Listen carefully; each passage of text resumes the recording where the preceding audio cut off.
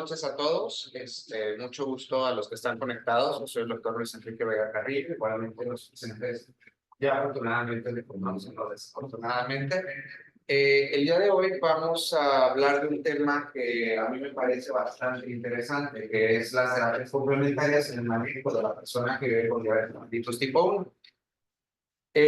Para los asistentes virtuales, si tienen alguna pregunta, con mucho gusto pueden realizarla en el chat y al finalizar la sesión la responderemos con mucho gusto. Bueno, para iniciar,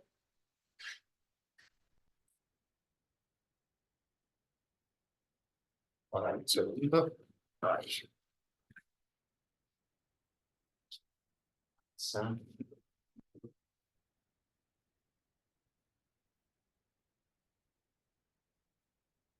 Es que me confundí ahí, ¿verdad? No, es que está como trabada.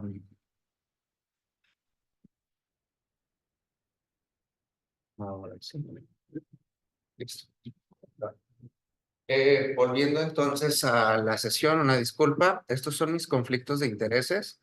La realidad es que no tengo ningún problema y no recibo ninguna remuneración por esta charla. Como introducción, sabemos que la diabetes presenta una prevalencia de 15 de cada 100,000 personas. Hablamos de diabetes tipo 1. Sin embargo, podríamos pensar que afortunada y desafortunadamente no es una prevalencia tan elevada, lo cual es cierto. Sin embargo, el problema se torna cuando esta prevalencia elevada se trata de una enfermedad, no tan elevada, se trata de una enfermedad que no es muy bien reconocida en la población general.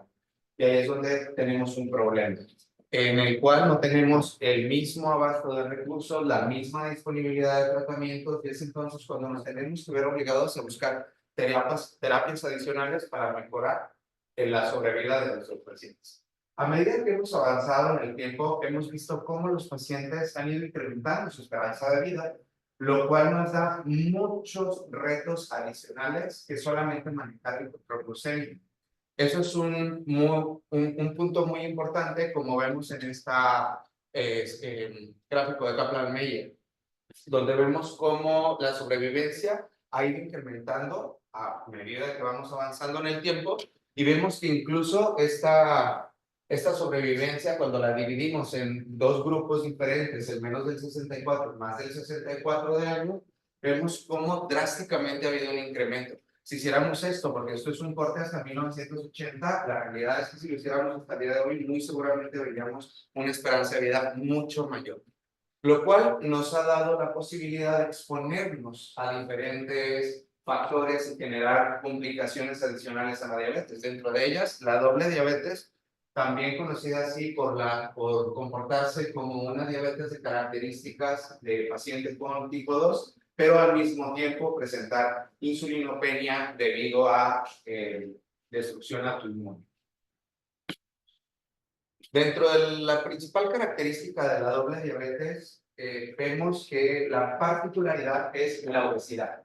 Y dentro de la obesidad hay que hablar acerca de la prevalencia a nivel internacional. Y dentro de la prevalencia vemos que por diferentes cortes, la prevalencia estimada es alrededor de un 30% entre sobrepeso y obesidad, según diferentes cortes poblacionales, lo cual nos habla que realmente ya no es una entidad propia de la diabetes mellitus tipo 2 y que debemos de considerar que el manejo debe de estar también enfocado en estrategias para reducir el peso. Pero esto, ¿cómo se traduce en México? Vaya, tenemos resultados del RENACER, donde vemos que del RENACER, por medio, gracias a la doctora Raquel Franklin, que está haciendo este registro, ya tenemos algo de información al respecto. Y vemos cómo en nuestro país, lamentablemente, el 40 a 45% de los pacientes ya tienen sobrepeso u obesidad. Entonces, en realidad, ya vemos que la mayoría de los pacientes presentan una alteración de este tipo. Y por consiguiente, tenemos que vernos obligados a buscar estrategias para dar un buen tratamiento a los pacientes. Si lo dividamos, la mayoría de los pacientes tienen una duración media de 8 años, y en esos 8 años ya presentan datos de sobrepeso y obesidad. Y desafortunadamente, como la estadística internacional, solamente 2 de cada 10 tienen un buen control. Entonces, creo que nos estamos quedando muy cortos en el manejo de los pacientes. Con respecto a continuar con el panorama actual, vemos que el problema se traduce en la resistencia a la insulina. Y el problema primario es que no tenemos herramientas para identificar qué es resistencia a la insulina en un paciente que vive con diabetes tipo 1. Dado que no podemos utilizar el coma como normalmente lo haríamos en una persona que sospechamos de resistencia a la insulina, y tenemos que utilizar otros parámetros. Si no es por laboratorio, el criterio clínico, es decir, si no es un clamp o glucémico, el criterio clínico es una insulina mayor a 1 unidad por kilo de peso. Y dentro de la resistencia a la insulina, que está definida de esta forma por la mayoría de los autores, hay que identificar qué factores contribuyen a la resistencia a la insulina.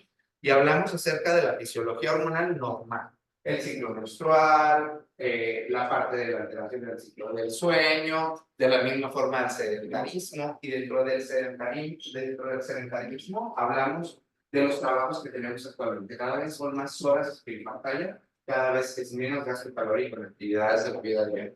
En cuanto a enfermedad aguda, infecciones, traumatismos, accidentes, que puedan romper la homeostasis del control glucémico del paciente. La hiperglucemia crónica per se sabemos que conduce a resistencia a la insulina, disminuyendo la cantidad de insulina que produce el paciente, porque recordemos que la diabetes tipo 1 no es cero producción de insulina. Hay una reserva pancreática, mayor o menor, en todos los pacientes, pero existe una reserva pancreática. Finalmente, la historia de diabetes. La mayoría de las personas de este salón, me imagino que los conectados, tienen familiares que padecen diabetes tipo 2. Y de la misma manera, la obesidad, que esto es un factor bien importante para el desarrollo de la resistencia a la insulina. Esta obesidad no solamente genera una alteración en cuanto a la resistencia a la insulina y al mayor requerimiento de insulina, sino que propiamente origina un incremento en la velocidad de destrucción de la célula beta pancreática, conocida como teoría de la aceleración. Entonces, se ha asociado que la enfermedad autoinmune es más presente en personas que viven con obesidad, y de la misma manera no solo es más presente, sino también la destrucción de la célula beta es a una mayor velocidad que en personas con un índice de masa corporal normal. Por lo tanto, esto es un predictor de riesgo cardiovascular, como lo hemos visto en cualquier otra patología que asocia a obesidad. Sin embargo, como predictor de riesgo cardiovascular, entonces tendríamos que hacernos la pregunta: ¿cómo podríamos beneficiar al paciente en cuanto a la reducción o modificación de factores de riesgo cardiovasculares? Y esta es la pregunta que hace la necesidad de tratar a un paciente que vive con tipo 1 con hipoglucemiantes orales o fármacos modificadores de la enfermedad. Entendemos que un fármaco modificador de la enfermedad es aquel que tiene la capacidad de disminuir el número de episodios de hipoglucemia, el número de expulsiones glucémicas, la cantidad de complicaciones y la severidad de las mismas.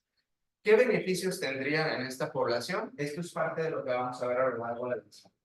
Lo primero es, el estudio EPIC mostró que al inicio del DSCT, podemos que el débito de extensión, al inicio del DSCT teníamos una prevalencia en el brazo de los pacientes en terapia intensiva de cerca del 1%.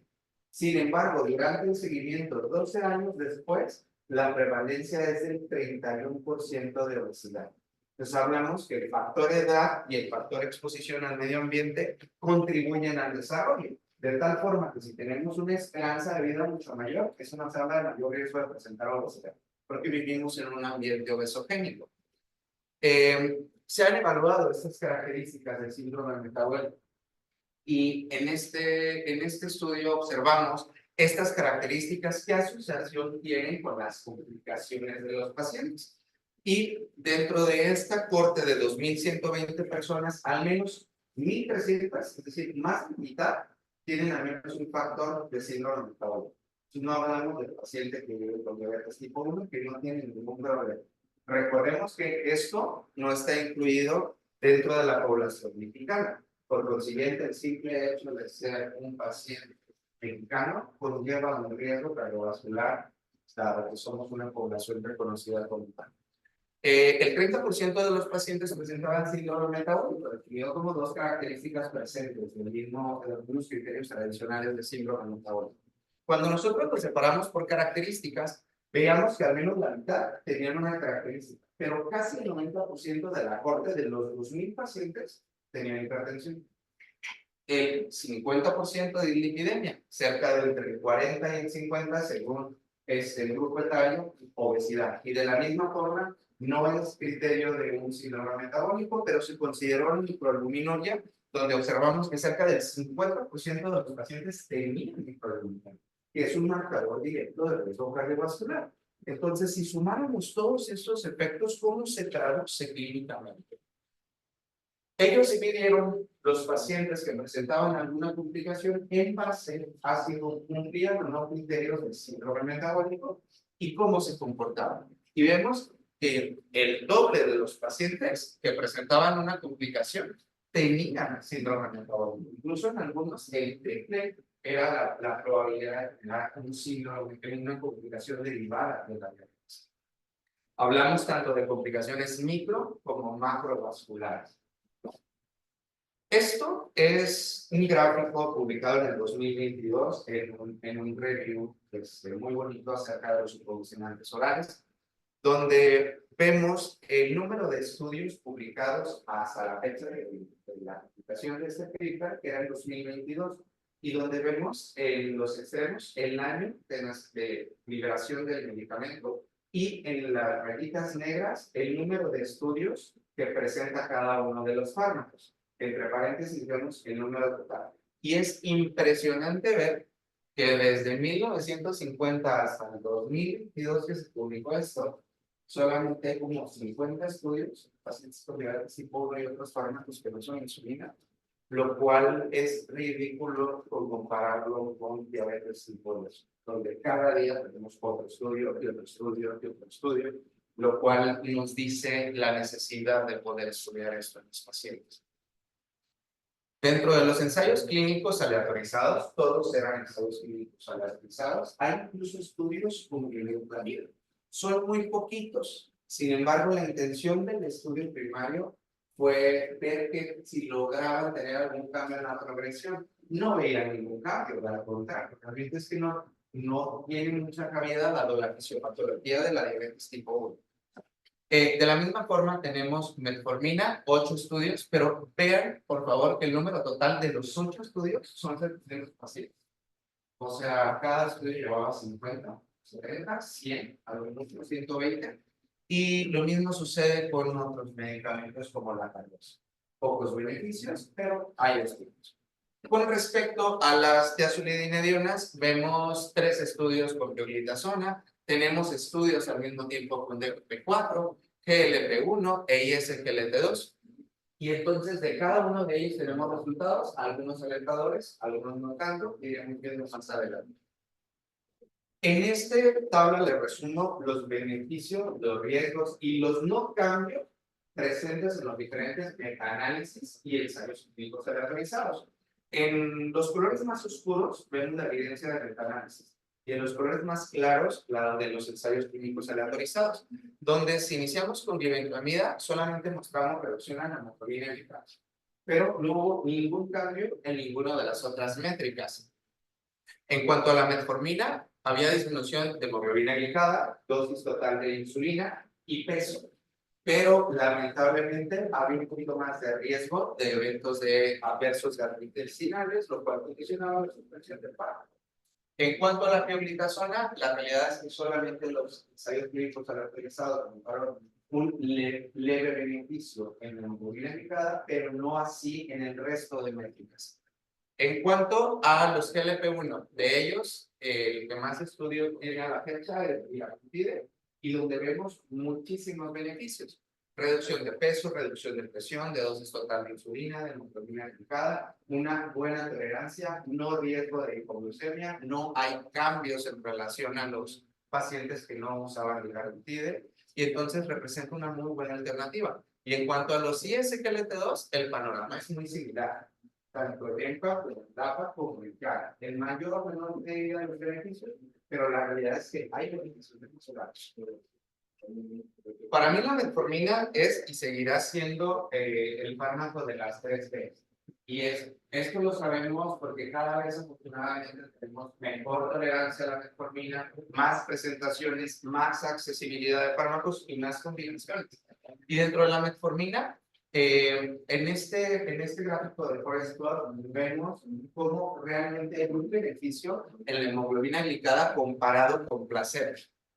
Y de la misma forma hay una disminución del peso corporal comparado con placebo. Y de la misma manera observamos una disminución en los requerimientos totales de dosis de insulina, siendo una media, una reducción de 2.4 kilos de ganancia de peso, 1.36 menos unidades de insulina y un mejor control de lípidos independientemente de las estatinas. Entonces, ya de entrada vamos viendo beneficios adicionales. Podríamos pensar, bueno, y a mí esto que me beneficia. Dentro de todos los pacientes que viven con diabetes tipo 1, el espectro es muy amplio, la secreción de insulina que tienen es muy variable. Pues esto pudiera llegar a representar un pinchazo menos al menos en aquellos que tienen una buena reserva pancreática, como por ejemplo diabetes articulada. Sin embargo, hubo una mayor tasa de hipoglucemias, pero recordemos algo. Los ensayos clínicos aleatorizados, todos los pacientes llevan un seguimiento estándar, no hay una individualización, no hay un cambio de insulinas a la oración, no hay un cambio de las modificaciones de los ratios, solamente se añaden normas. Entonces, eso nos obliga, si queremos bajar el riesgo de hipoglucemias, tendríamos que tener una intervención conductual adicional en el paciente. 10 versus 12 ven 12 tasas totales. Hemos intentado ver también cómo va la metformina añadida al tratamiento intensivo de diabetes tipo 1. Y este es un estudio muy bonito donde intentábamos identificar qué tanto eran los beneficios. Y veíamos que estos beneficios eran hasta 10 años. Después de los 10 años, el beneficio se perdía. Y comenzábamos a tener los mismos parámetros que teníamos al inicio antes de añadir el fármaco de metformina. Tanto en peso como en hemoglobina glicada, como en dosis totales de insulina. El estudio de RIMOVA, donde veíamos qué beneficio cardiovascular pudiera llegar a tener la metformina en el paciente que vive con tipo 1. Entonces, medíamos la íntima de carotidia anualmente durante un periodo de 3 años en pacientes a los que se les añadió metformina. Y claramente vemos en línea roja que hay un menor grosor de la íntima carotidia. Y de la misma forma hay un control mejor de LDL, lo cual pudiera traducir disminución de eventos cardiovasculares. Pero nuevamente no lo sabemos todavía porque son estudios a 3 años. No tenemos estudios a más tiempo para poder verlo. En cuanto a la pioglitazona, la realidad es que hay solamente 3 estudios. La mayoría de ellos son en pacientes con peso normal, a lo más con sobrepeso, y dentro de los estudios hubo una reducción de hemoglobina glicada, glicemia pre y postprandial. Sin embargo, no hubo diferencias en peso, hipoglucemias, requerimientos de insulina o el perfil de lípidos. Entonces pareciera ser inferior al fármaco de metformina en el manejo del tipo 1. Pero, sin embargo, ¿qué pasaría en pacientes obesos y en pacientes mayores, dado que es el índice de masa corporal máximo era 27? Entonces, no lo sabemos. La realidad es que es más frecuente la resistencia a la insulina. El paciente tiene con tipo 2 cuando hay un mayor peso, pero no sabemos cómo es el comportamiento correcto en el paciente que vive con diabetes tipo 2.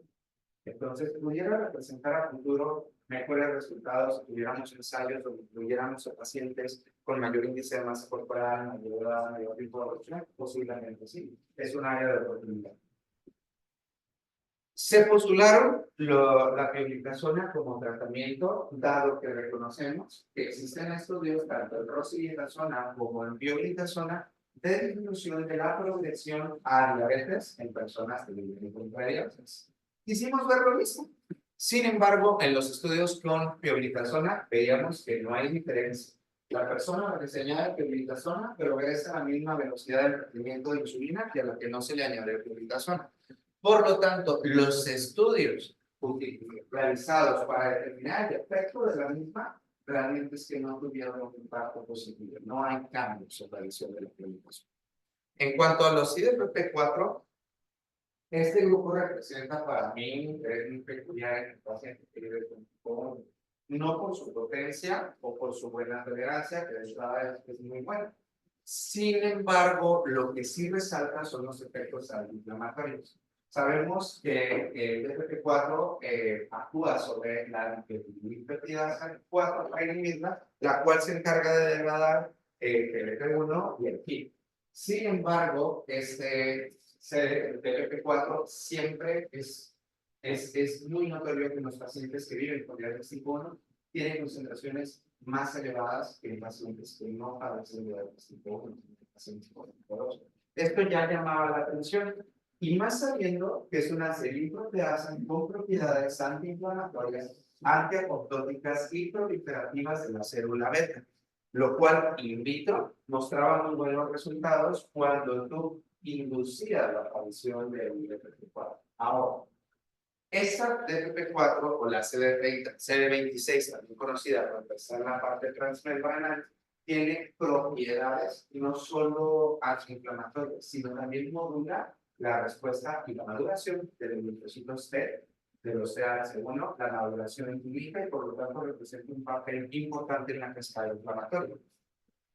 Por consiguiente, hemos visto que los pacientes tienen altas cantidades de DPP4 en ciencia, al ser pacientes que viven con diabetes tipo 1, y hemos visto que el darlos otorga una estabilización en la producción de la insulina, lo cual entonces nos hace tener por fin una terapia más accesible para tratar de lograr una mayor cantidad de insulina durante más tiempo, insulina endógena y un menor requerimiento de insulina exógena.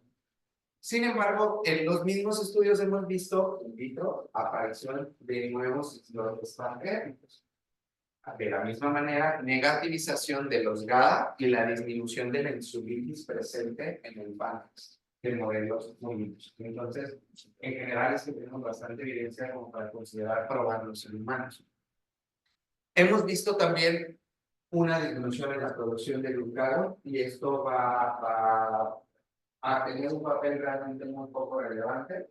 Sin embargo, bueno, es uno de los efectos que conocemos que naturalmente produce el DPP4.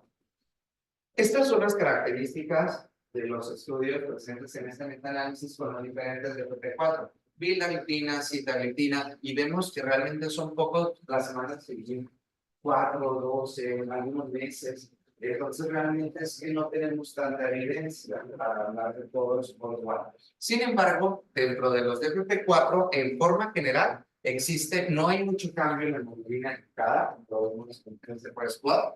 De la misma manera, hay una disminución de la dosis de insulina, como ocurría con la metformina, entonces ya tenemos un segundo fármaco que disminuye la necesidad de los requerimientos basales y prandiales de insulina de los pacientes, y no existe diferencia en la tasa de hipoglucemia.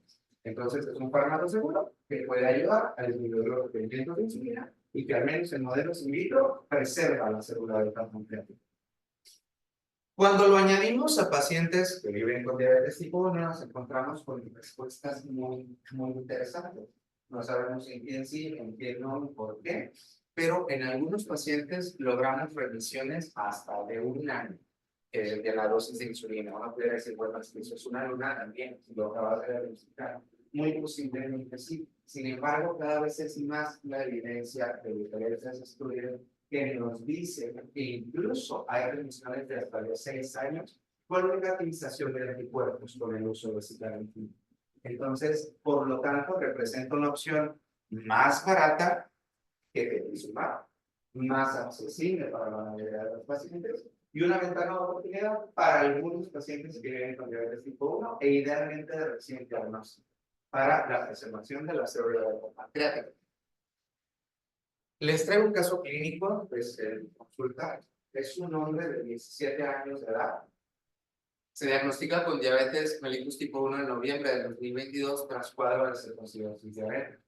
El paciente tiene un peso de 63.3 kilogramos, una estatura de 1,73 y dentro de los laboratorios una hemoglobina glicada diagnóstica de 9.5, una glucosa de 365 y un anticuerpo GAD positivo. Durante el tratamiento se le inicia con insulina. Claro, después de resolver la cirrosidosis, se egresa con insulina basal y adicional a ello no se manda insulina prandial, se manda hipoglucemiante oral. Se va con citalopina, con metformina, una tableta cada 24 horas. Posteriormente, en abril del 2023, se suspende la insulina y se agrega su manejo dapagliflozina, 5 sobre 1000 miligramos de metformina para tener una mayor potencia y tratar de reemplazar los requerimientos insulínicos que le ha retirado al paciente. Los laboratorios para junio con negativización de los GABA y posteriormente con laboratorios de control para diciembre con una glicada de 5.6 y una glucosa de 107. Aquí ya habíamos pasado prácticamente un año del diagnóstico, o sea, estábamos rebasando el periodo tradicional de un año. A la fecha, el paciente lleva 2 años y un mes sin insulina y sigue manteniendo glicadas en buenos controles, pero a expensas de sus alucinaciones orales. No ha presentado episodios de cetoacidosis, no ha tenido episodios de hipoglucemias y le es más sencillo llevar su tratamiento que estarse checando en múltiples ocasiones y estar con insulina basal para el dentro de los DPP-4 el problema es que no todos son iguales. Esto lo vemos con sitagliptina. Sin embargo, con vildagliptina, la realidad es que solamente hay una supresión del glucano. En el caso de saxagliptina no mostró ningún beneficio prácticamente. Y en el caso de linagliptina no hay estudios. ¿Sabemos entonces el caso de oportunidad? Sí. Quien guste sumarse es bienvenido. En cuanto a los GLP-1, estos son los estudios más importantes, el ARTIM-1 y el COST. Estos estudios, la intención primaria fue introducir el manejo de liraglutide a la terapia convencional del manejo insulínico del paciente. Y en el ensayo número 2, hacer una comparación con placebo. Dentro de los resultados de los estudios, observamos cómo existe una disminución de la hemoglobina glicada de cerca de un 0.4-0.5% a mayor dosis, más reducción. De la misma manera, veíamos una reducción en la dosis total de insulina de hasta 12 o 13 unidades. Entonces, ahora sí ya tenemos un fármaco que puede ser decisivo, es decir, no te piques insulina a la hora de la comida, te va a alcanzar perfectamente con lo que comes. Si tuviéramos un ratio grande, ¿no? 1,40 o 1,50 gramos de carbohidratos. De la misma manera vemos la disminución en el peso, con una reducción promedio de 5 o 7 kilogramos, dependiendo de la dosis, a mayor dosis, mayor reducción en el peso. Pero sumando todos los estudios, vemos que en general todos nos dicen lo mismo. Disminuimos entonces el peso de forma general desde la dosis de 0.6. Ahora, ¿qué pasaría con dosis de 3 miligramos, que es la dosis de obesidad? Y probablemente tendríamos mayor pérdida de peso, mayor disminución de la dosis de insulina y mayor disminución, muy seguramente, de la hemoglobina glicada, que nos veremos con 1.8. Y todos son concluyentes, básicamente. En cuanto a la reducción de glicada, se ha visto que no depende tanto del peso y del control glucémico. Es decir, tiene menor variabilidad. Tienes mejor peso, te va a ir mejor en la glicada. Más bien depende de la función residual que tenga el paciente. Sabemos que el GLP-1 no tiene gran potencia en el paciente que vive con tipo 1 para la reducción de glucosas.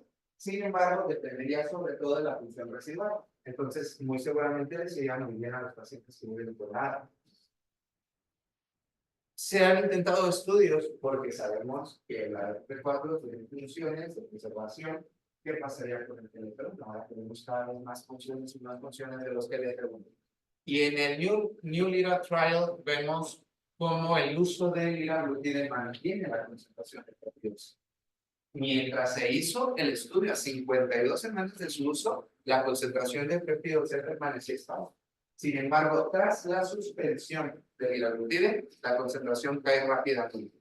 Lo mismo que ocurre con las unidades totales de insulina. Son menores en el uso de liraglutide, pero cuando lo suspendes, comienzan a incrementar. Con semaglutide existen también estudios. Hasta ahorita van dos. Dentro de los estudios con semaglutide, tenemos que la media de los pacientes en el IMC es un poquito más elevada. Hablamos de IMC ya de 30, por fin ya de IMC de obesidad. Y las dosis que se utilizaron fueron 0.5 miligramos añadidos al tratamiento convencional de insulinización.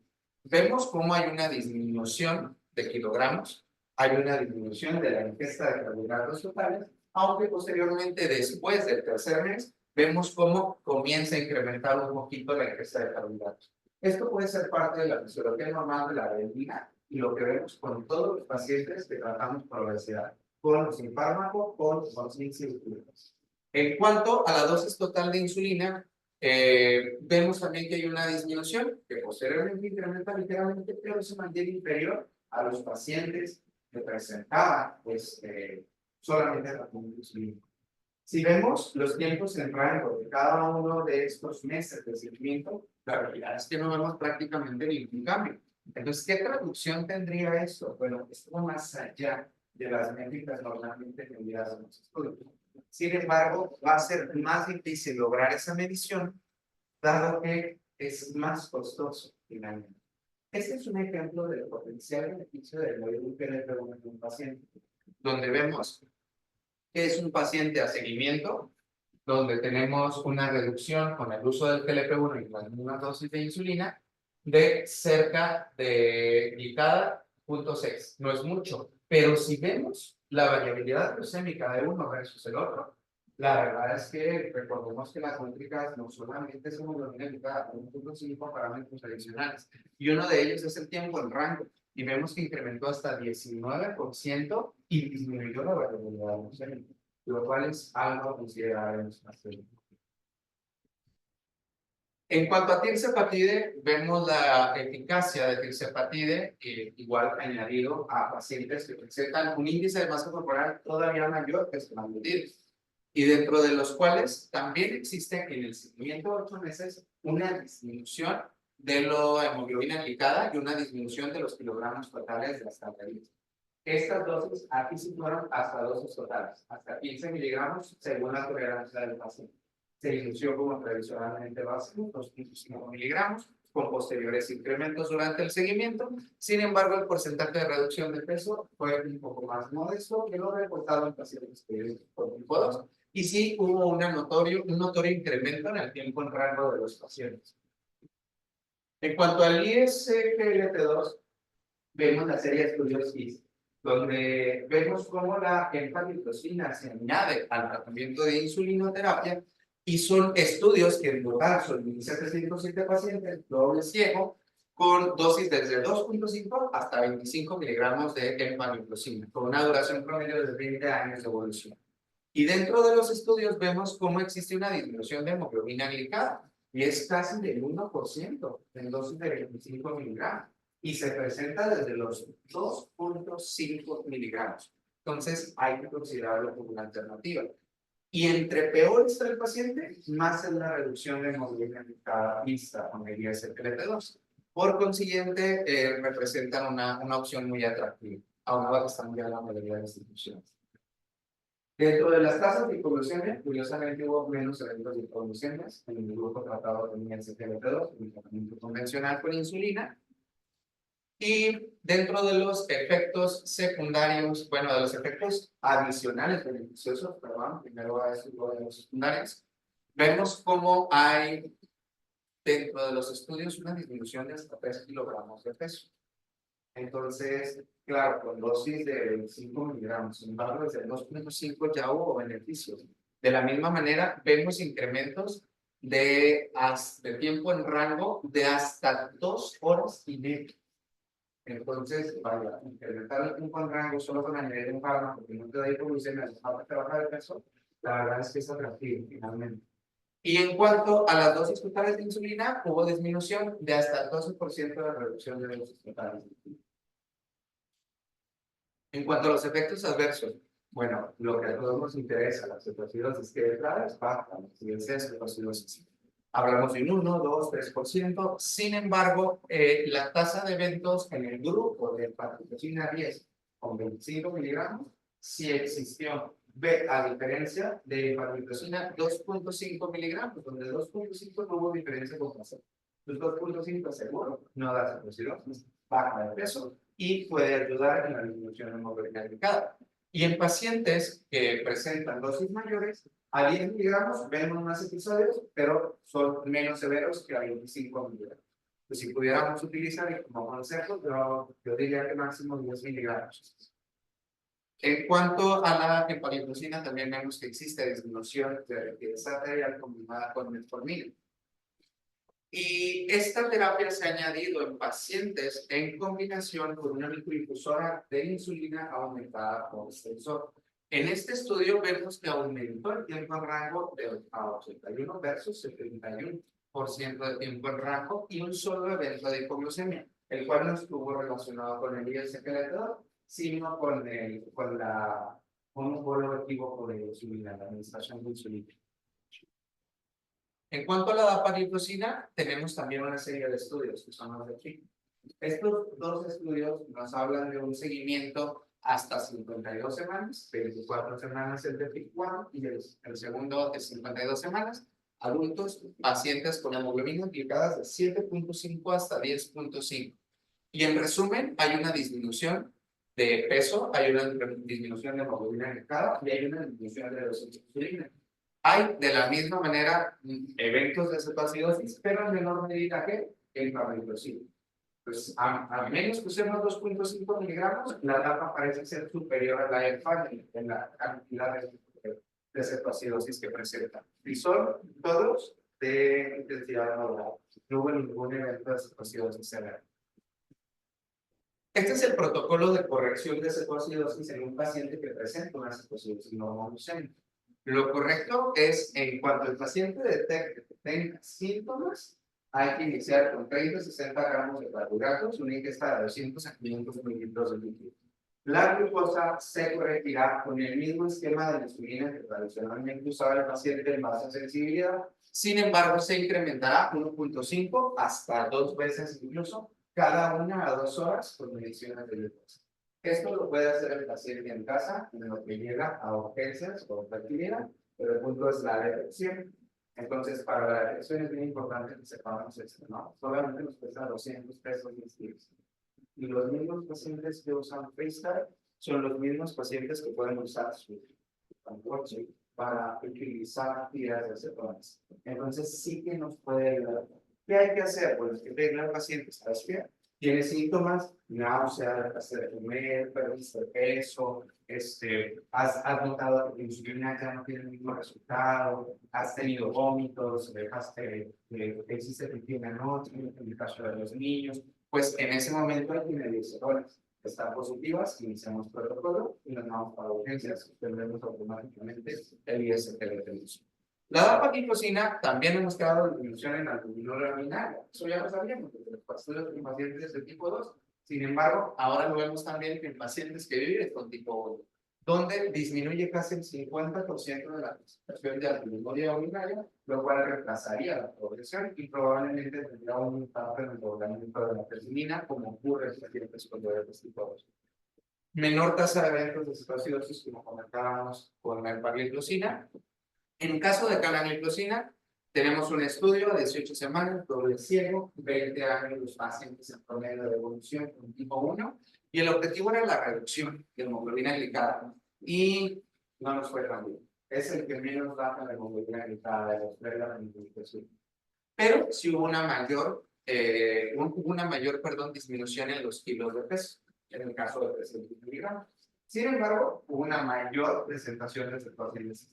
Entonces, en orden, primero es EMPA 2.5, si queremos más potencia, la dapagliflozina, y en última instancia, en el torno, canagliflozina. Vemos de la misma forma que sí hubo disminución con el peso. Entonces, lo único que podemos rescatar de la cana es que tiene una mayor potencia de reducción de peso que los comparadores, y al mismo tiempo una reducción muy similar en la dosis de insulina, pero inferior incluso por dosis totales de 300 miligramos. Y los efectos adversos, vemos que hubo más episodios de cetoacidosis, la mayoría fueron severos, entonces balancearlo.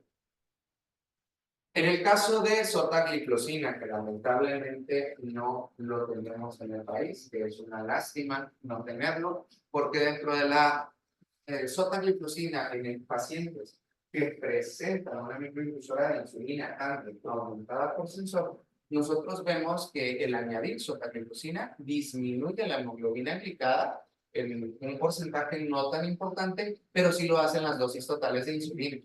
Pues hablamos de hasta el 12% por menores episodios de cetoacidosis que el resto de los comparadores, salvo el PA2.5. Y todos, ninguno severo, todos leves. Entonces, incluso la dosis más alta nos da seguridad y nos da al mismo tiempo una disminución de glicada y disminución de la dosis de insulina. Para resumir, todos los estudios en este forest plot vemos que tiene una disminución en la hemoglobina glicada total. De la misma manera, una disminución en el peso. Y de la misma manera, una disminución en la dosis total de insulina. En cuanto a los ISGLT2, ¿cuándo hay que prescribirlos? Estas son las consideraciones ideales.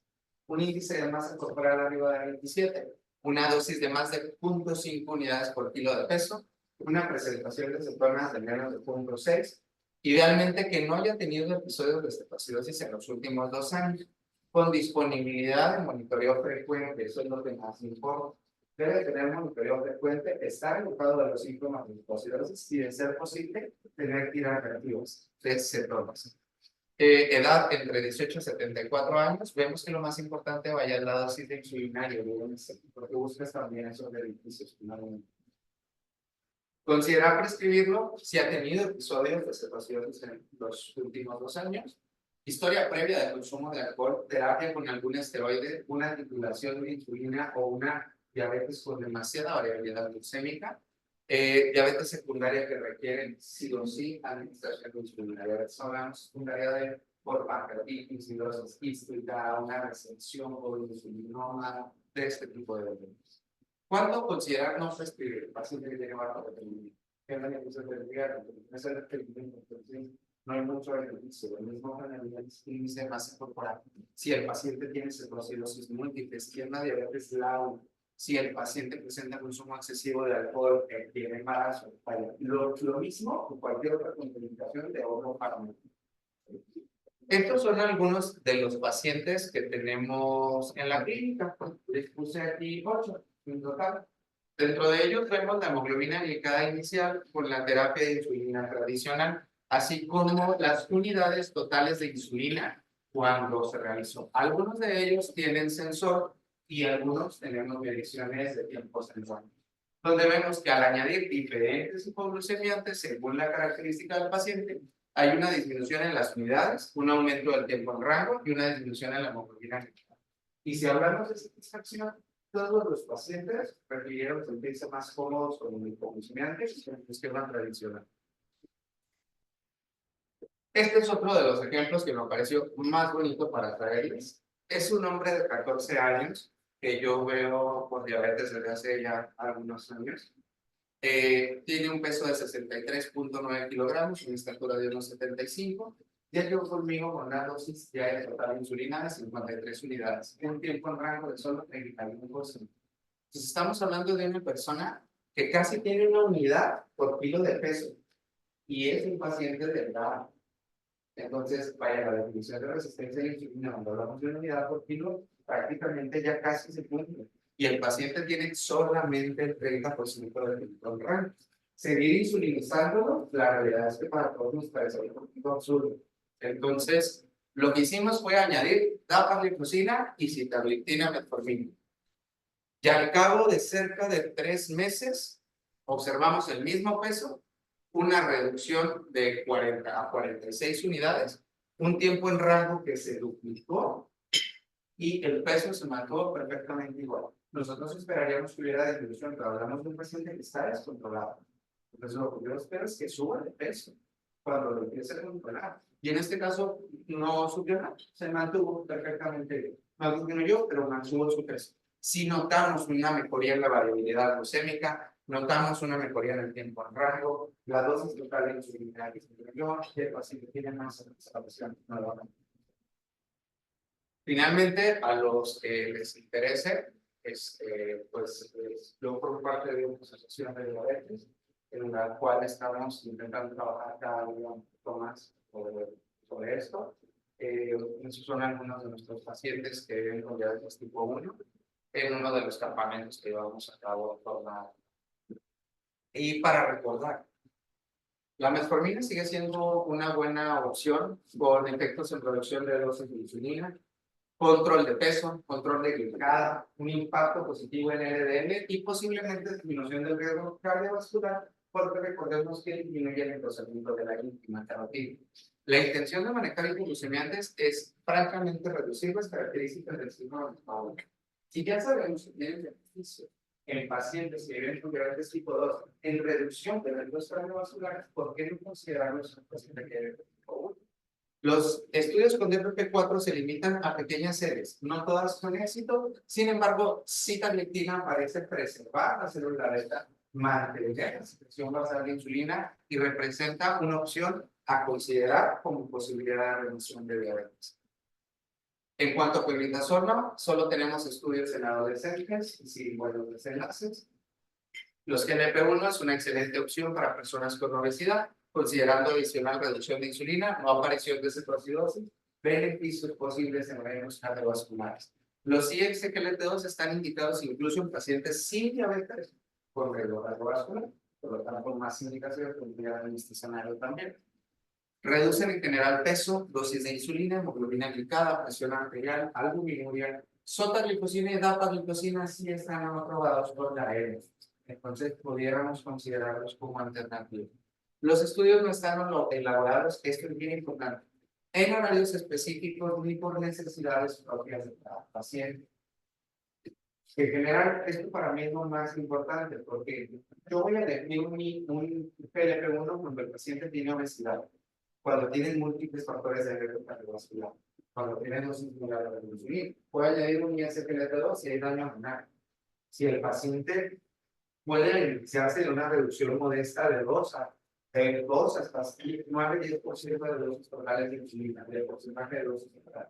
Aquellos pacientes que tengan también eventos cardiovasculares. Y de la parte de la metformina, idealmente es que el paciente que cumpla criterios estrictos, parte de la unidad por kilo de peso, que ya hemos visto, que el paciente delgado tenga beneficios, sería lo ideal también. El paciente joven de recién diagnóstico es el mejor candidato para el DPP-4, para el IDPP-4. Si sumáramos los efectos positivos entonces de cada uno de los fármacos presentados, entonces el beneficio sería muy elevado, tratando siempre de evitar desarrollo de cetoacidosis y combinándolos con insulinas que presenten una disminución en el riesgo de hipoglucemia. Entonces, si yo le digo al paciente, te voy a poner un liraglutide, y es un paciente con un índice de masa corporal de 35, 40, le pongo liraglutide, le pongo mi SGLT2, le pongo metformina, tengo un monitoreo continuo de glucosa y veo que no presenta hipoglucemia, pero sí reduce todos los parámetros, es de esperarse que disminuya el riesgo cardiovascular.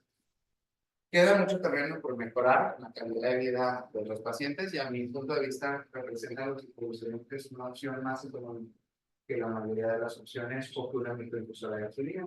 No es algo que me encante, pero es lo mejor que puedes hacer con los pacientes. Recordar que el objetivo de la diabetes ya no es glucocéntrico, la insulina no tiene beneficios completos en las características del síndrome metabólico. Deberíamos hablar de un ensayo clínico donde evaluáramos calidad de vida, desenlaces, peso, eventos de hipoglucemias, pero es muy difícil de realizar. El problema de todo esto es que la mayoría de los pacientes, la mayoría de los médicos ni siquiera recetamos algo más que la insulina. Y ya lo vimos, desde los 50 hasta el 22, como 60 estudios. Entonces, en general, quien le interese, pues se puede sumar. De momento no sé si tengan alguna duda, desde mi correo electrónico, si hay alguna pregunta a futuro, tienen alguna pregunta ahorita, en todo esto. ¿Hay preguntas en línea, Roberto? Por ejemplo, de beneficios del teléfono, o sea, el support, tiene unos tratamientos chinos, no la tenemos.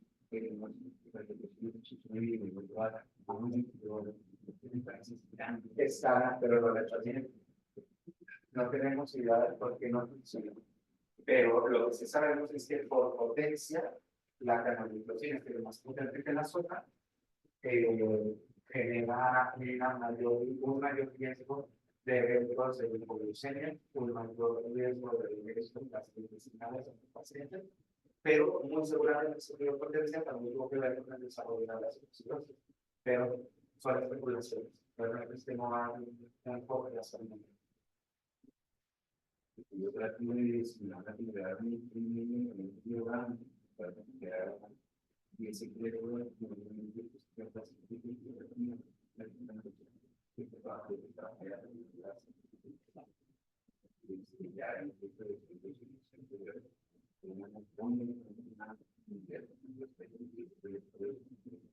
exactamente.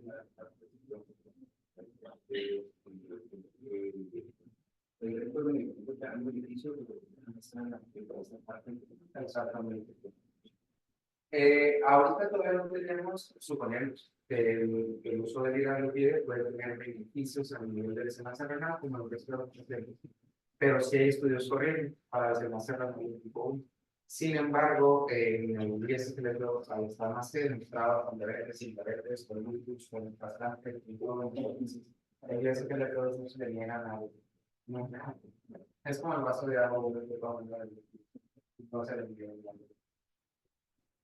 Oye, y de los estudios que presentaste, ¿cuál era la edad más baja que se hicieron? Porque en la que vi normalmente decía que no de sí, las edades más bajas son alrededor de 17 a 18 años. No tenemos como el máximo de escolación. Y otra pregunta, no sé, yo creo que no había muchos estudios realmente el tiempo de evolución de la diabetes tipo 1. Hay estudios desde recién diagnóstico, hay estudios de 5 8 años y hay estudios de hasta 20 años de evolución. Okay. Y en los tres escenarios muestran muy equiparables entre todos por los metaanálisis. Sin embargo, la diferencia radical es sobre todo en el medicamento que hace la influencia. En el caso de la citalopina no tendría mucho sentido añadirle a un paciente que tiene esas revoluciones, en realidad que crece más y ya se lo que ahora lo va a el tiempo. Sí, de hecho uno decía que después de los 10 años se llama. Exactamente. Pero de todos los demás. Y el resto va enfocado sobre todo, ya no importa tanto la duración, importa sobre todo el índice de masa corporal y la dosis total de insulina para poderlos indicar. Y se ven beneficiados independientemente del tiempo que tengan la evolución. En realidad, bueno, nosotros no recetamos muchos medicamentos. ¿Qué tanto se eleva el hospitalización? Porque sabemos que la diabetes es cara. Ajá, eso lo sabemos muy bien y manda tipo 1. Sí, o sea. Pero, ¿sabes qué? Como comercial, farmacias similares tienen citalopina de MSD y cuesta como 400 pesos de unidad. La parlotrocina cuesta como 550, 600 millones también. Y en el caso de la metformina, tenemos muchas muy baratas.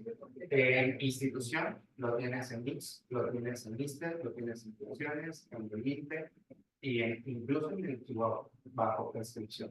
En el caso de Harvard y los pacientes específicos también se puede. Entonces, eso nos ayuda bastante en el sentido de evolución. Por ejemplo, hay un de los estudios de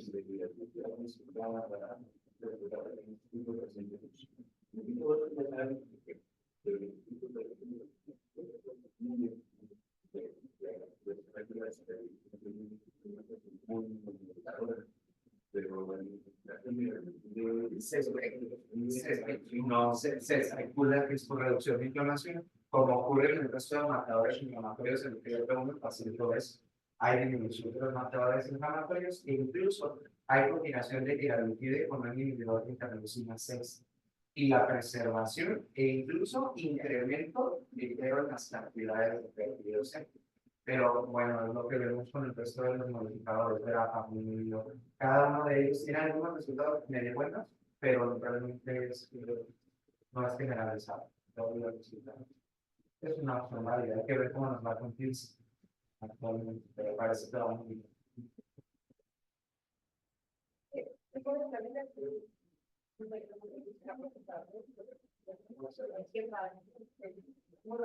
Bueno, mi pregunta es con limitación, la verdad es que sí me parece que porque estoy comentando que obviamente el mecanismo de acción exacto de la resistencia de insulina, pues también crear menos, pero más.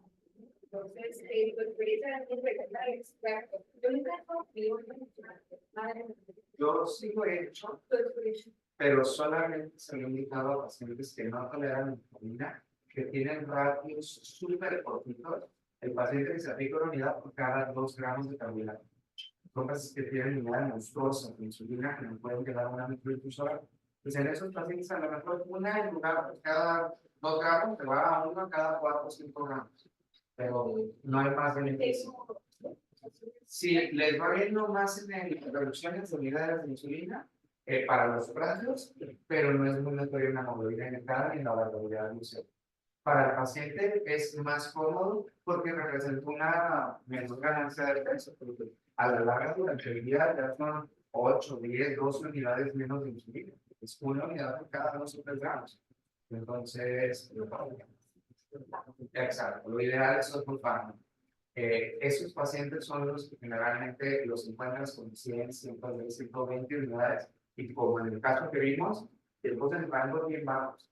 Tienes que darle de todo, porque finalmente irle subiendo la insulina, vaya, no te va a servir de nada. Vale, pregúntame. ¿Ok? Dime. Pregúntale lo que está bien. Un paciente que después de salió suelto para el de se puede agregar a una paga, ¿verdad? Sí, sí se puede añadir. No hay estudios combinados. Personalmente estoy corriendo uno con 108 pacientes con combinaciones de hipoglucemiantes orales. Los desenlaces son muy buenos cuando tienes combinaciones. No pareciera incrementar un elemento de desaparecidosis ni de hipoglucemias, pero sí reduce, estamos hablando de cerca de hasta 30 unidades totales la combinación de varios acontecimientos. Entonces es mucha la diferencia de insulina en todos los pacientes. Listo, pues muchas gracias a todos. Buen proveedor. Comentario incómodo y pregunta específica. Más o menos 2004 en medicina crítica estaba así súper de moda, me he colgado por metas y decía súper chingona, súper fregona a los pacientes, ¿no? Y luego 2014 nos dijeron, no jala bien, 2020 nos dijeron, eso es de viejitos, ¿no? Pero en nuestro medio, con los recursos que tenemos, con el tipo de pacientes, con el tipo de instituciones que tenemos, el manejo guiado por metas en México sigue siendo así súper. Cuando lo hacen, pues no mejoran. Entonces, la pregunta específica es: nos pusiste 8 pacientes de los cuerpos madres. Pero en nuestros pacientes, todos estos estudios, la idiosincrasia del propio paciente mexicano, con su cultura, con su economía, con todo eso, ¿qué tan aplicable es para nuestra población? Fíjate que es muy aplicable. Yo tengo un estudio con tipo 2 sobre el número de sesiones que le das al paciente, la calidad de vida y la calidad de tratamiento. Entre más lo expliques, más te apega, más lo hace, más reducción medicada y tienes mejores desenlaces entre mayor número de sesiones tengas de educación en diabetes. Entonces, creo que el manejo sobre metas será sobre todo si tú logras una educación buena. Ahí te lo puedes aventar y la verdad es que diabetes no hay nada que esté mal, siempre y cuando tengas una justificación de hacerlo. Si tú le quieres dar, como veíamos, vamos a utilizar un esquema de insulina del esquema deslizante, es súper mal visto. Pero si tienes una enfermedad buena y no tienes más que eso, te va a ir. Pues en general, vaya, en países más civilizados sí sería mejor otras opciones, pero en nuestro país sí que está bien. Bueno, pues muchas gracias a todos.